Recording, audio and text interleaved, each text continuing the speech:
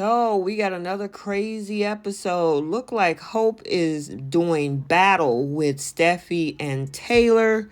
Uh, Bill stakes his claim on Brooke. Katie finally get the news of what happened with Brooke and Ridge. Quinn's absence is discussed. And yeah, Paris is like, that's what you get, Carter. Welcome back to CBS Soap Dish Recap, where we recap everything CBS Soaps, both the young and the restless, and the bold and the beautiful. This is your bold and the beautiful recap for October 19th, and without further ado, let's talk about this drama. So let's head over to Forrester Creations because Steffy and Thomas have gathered everybody together except Ridge is missing in action over at the main office where Steffy informs everyone that Ridge has dumped Brooke and reunited with their mother. And of course, Katie is shocked. She's like, what? I guess Brooke didn't call her and let her know. And then, of course, next to Steffy, Thomas is just grinning like a Cheshire cat from ear to ear. Now, Katie is upset. And then Donna and Eric admit that they've known since yesterday. Now, Steffy and Thomas is clearly unable to read the room because they're continuously gloating about how things turn out for their mom.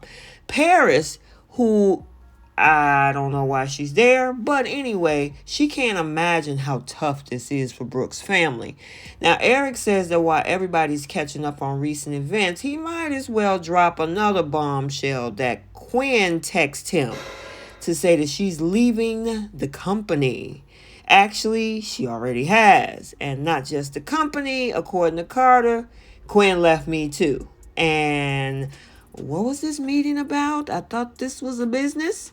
Now, Paris is absolutely shocked, but you can tell by her face she looking like that's what you get.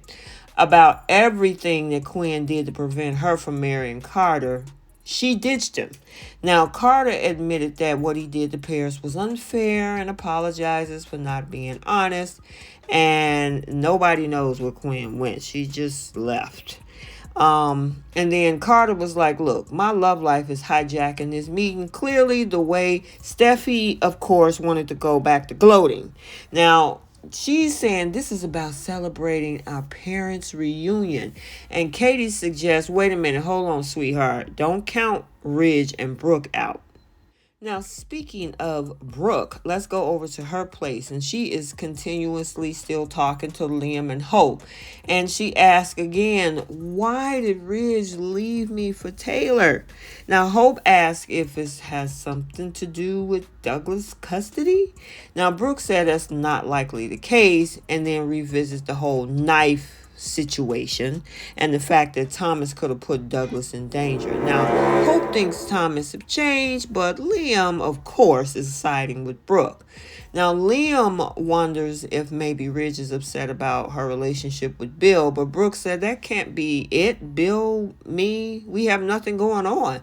This conversation is going in circles for a while, with Brooke again asking why her husband had left her. So, over at Deacon's place, he's getting dressed when Sheila stops him from doing so, saying that's going to spoil her view.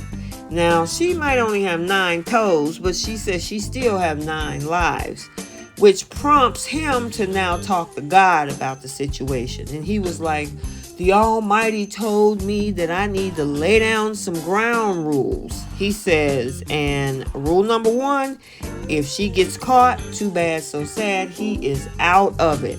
She says, nah, stay put. No excursions, no costumes, no nothing. And Sheila says that she finds it sexy when he's so serious, and then promises to abide by his rules. Yeah, okay, we can believe that.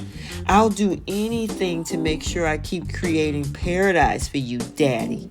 And yikes. And Daddy, okay, Sheila. And he replies the same, Daddy, like, yeah, and I think we can all agree that this here is not what I expected. I don't know which is worse, her missing a toe or this whole romance that they have going on.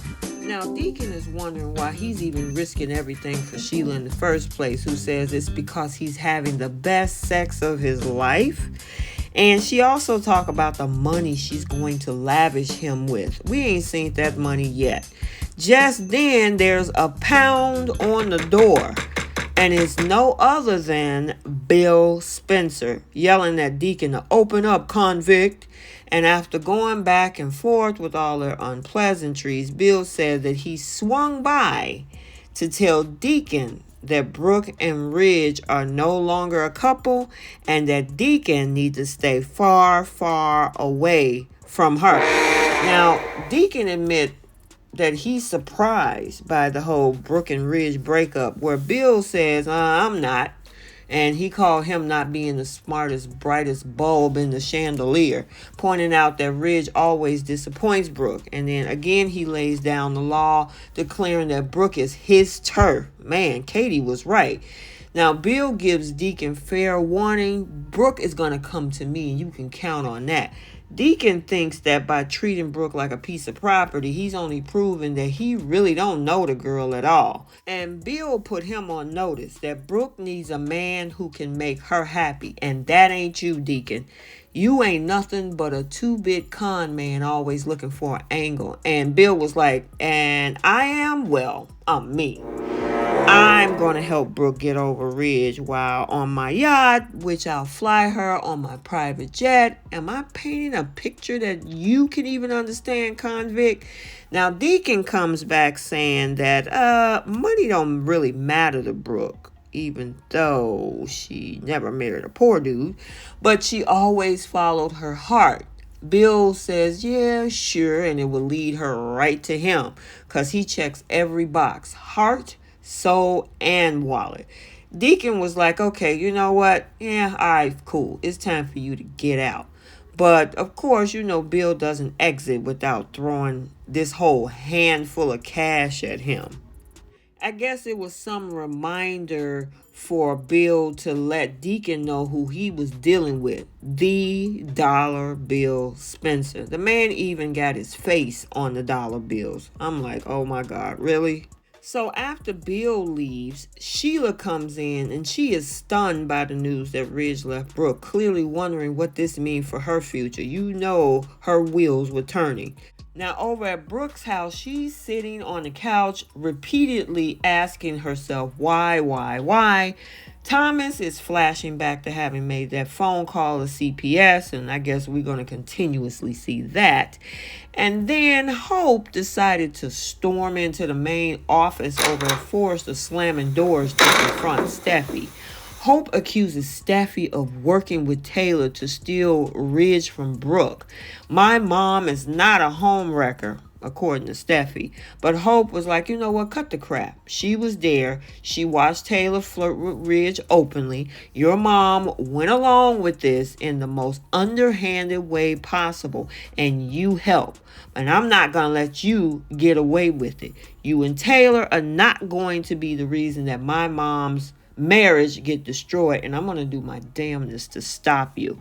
Well, unfortunately, Hope, this is all on Ridge. Technically, if you saw what happened in Aspen, I think you might be saying a different tune, because he was the one chasing Taylor as she was running away from him. So, anywho, let me know your thoughts, because it looks like, Carter wants answers in the upcoming episodes. He want to know exactly who to turn to. He's going to have a conversation with Shauna, which is Quinn's BFF, and I'm wondering what information he's going to be able to provide. So we'll have to stay tuned and find out. Okay, so there you have it, your bold and the beautiful recap for Wednesday, October 19th, 2022. Stay tuned for the Young and the Restless recap also for today. And until the next video, like, comment, and subscribe, and we will see you soon. Bye.